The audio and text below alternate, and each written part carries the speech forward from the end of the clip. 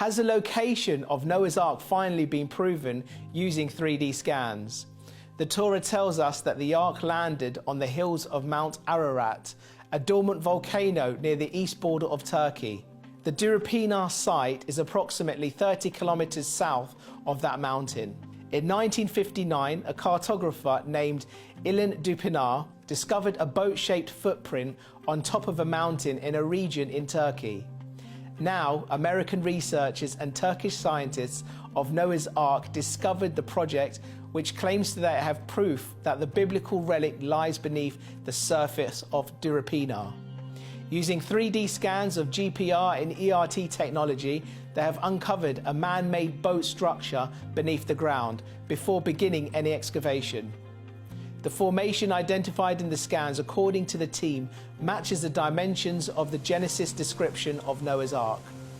God's instruction to Noah was to build the ark and carry with him male and female of each animal.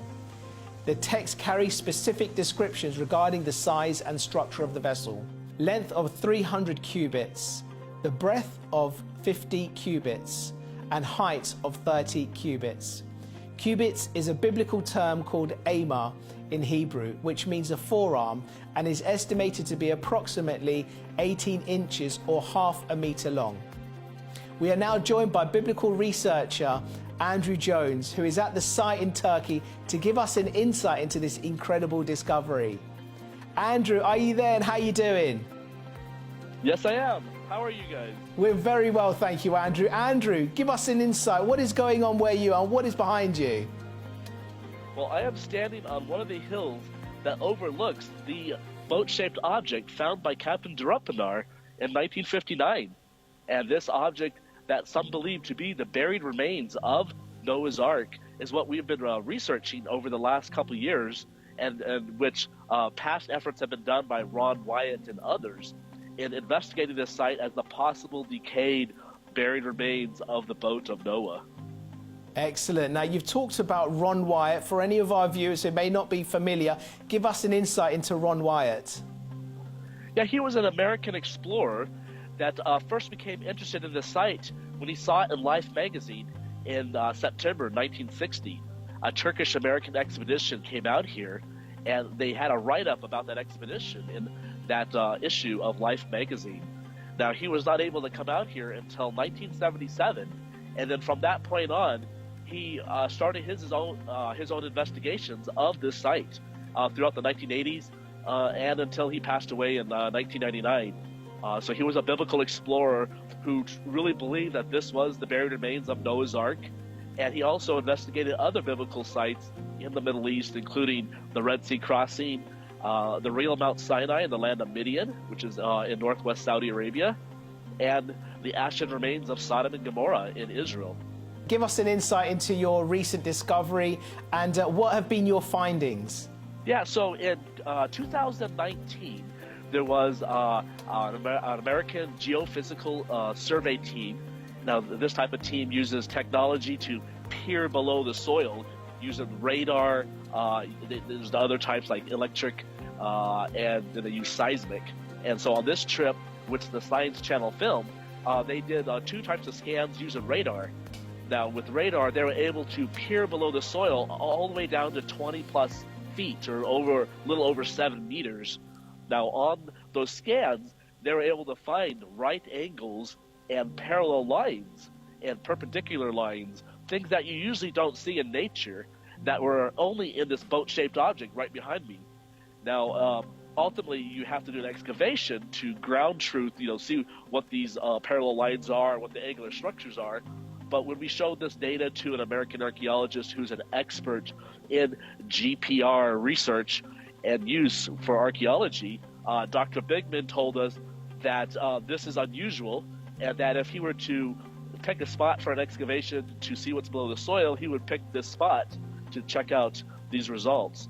Now, a couple years before that, in 2014, Mr. John Larson of New Zealand, who is a remote sensing specialist using this same type of technology, he was able to get a permit to do ERT scans. Now, ERT uses electrical current to map below the surface, and then the software interprets that results on the computer and makes a 3D model.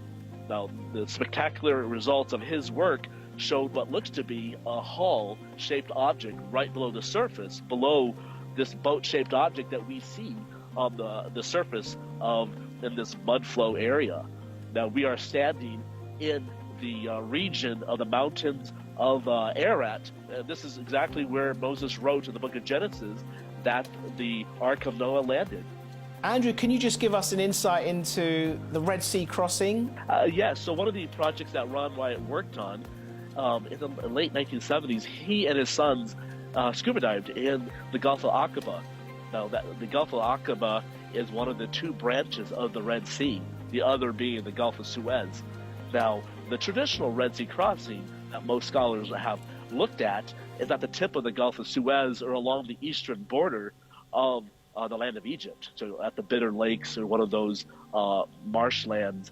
But Ron believed, because of the biblical narrative, that they traveled day and night and that they were outside of the land of Egypt, where the Israelites were complaining at the Red Sea crossing, that this meant that the Red Sea crossing had to be on the other branch of the Red Sea, which would be the Gulf of Aqaba.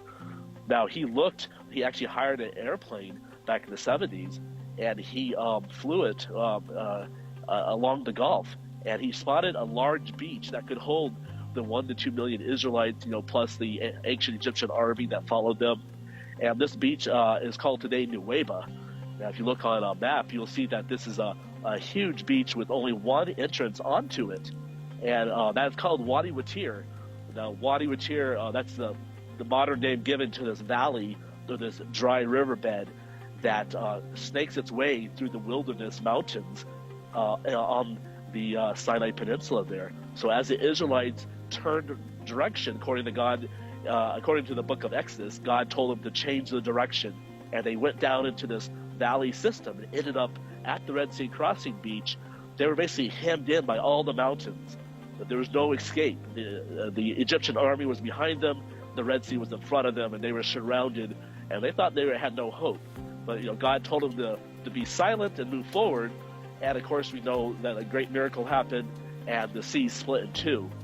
Now, in the late 70s, and even in the 1980s, Ron was able to scuba dive at the southern location of this beach, and he spotted different coral formations that had distinctive features, some of them looking like chariot wheels, but he also found a four-spoked gold-covered chariot wheel that's still down there somewhere, and other, in fact, I believe they found a couple of those, and then, of course, other coral formations that look like chariot parts. And so that was found on this Egyptian side of the Red Sea crossing. Now, if you go across the Gulf of Aqaba, about 10 miles across, you end up in the land of Midian. Now, the land of Midian is where Jethro lived, and he ended up being the father-in-law of Moses. Moses married Jethro's daughter, Zipporah. And so in the land of Midian is where Ron believed that the real Mount Sinai was located, not the traditional mountain that all the pilgrims and tourists go to in the southern Sinai Peninsula. This site was a site that was picked in the Middle Ages for the purposes of the church back then. But ultimately, if you read the biblical account, you find out Moses was with the flocks of Jethro's sheep, and he took them on a short journey, and he saw the burning bush, which happened to be on the mountain, called Sinai, and the mountain of God is another name to give it, or Mount Horeb. And so, if you look at a map, if you see where Jethro would have lived in northwest Saudi Arabia, it makes no sense for Moses to take the sheep of Jethro and go all the way around the Gulf of Aqaba down to the traditional Mount Sinai, which is a remote, desolate area. But right near where Jethro would have lived in northwest Saudi Arabia, there's the tallest mountain in the region. It's called Jebel Lawz. And this whole range has a number of peaks of interest, one being Jebel Makla. And it was at the base of this mountain that Ron and his two sons went in there illegally in 1984. They snuck in because they could not get a visa, because Saudi was a closed country back then.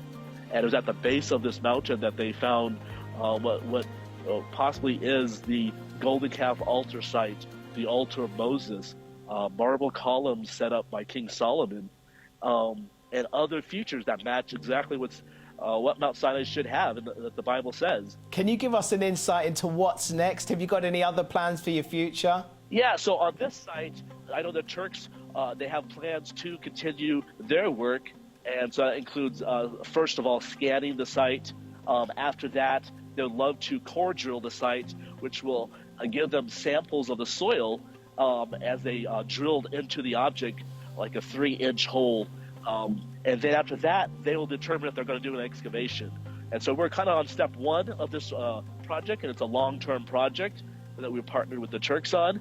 Now, besides this project, we're also focused in on the Red Sea crossing and Mount Sinai in Saudi Arabia, and just documenting that for people to understand these biblical stories, that they are true, that these events actually happen. It's wonderful that you're able to bring these biblical stories to light as well and to reality. How important is it to have that relationship with Christ? I mean, this must be a very special thing that you're experiencing in your own life as well. Yes, ultimately it comes down to knowing God. You can't just look at the science only, look at the data. These are tools that God has given us so we can reach out to those who are lost and those who are like doubting Thomas, who need to understand the Bible, but they need physical data, just like he did. And so, these are very important because not everyone has that type of faith where they can believe every little detail. And so God, who, he doesn't want anyone lost, so he has given us different types of tools to reach different people. And I believe biblical archaeology is one of these tools. If people are watching us today and they want to be following your journey, following your discoveries, what online and social media platforms are you on? We're on all the major ones. The easiest way to find us is to type in Discovered Media on YouTube, and I'll pull up our YouTube channel with all our different videos and updates. You can also go to the World Wide Web and look at our website. We have one about this project here. It's called nuh'un.com. nuh'un.com, and it gives details, like the news updates, videos, project, the scope of the project, and so they can follow along there, and they can even contact us through that website. Just want to say, Andrew Jones, biblical researcher from Discovered Media, thank you so much indeed for joining us, and God bless you, brother. Thank you so much for having me.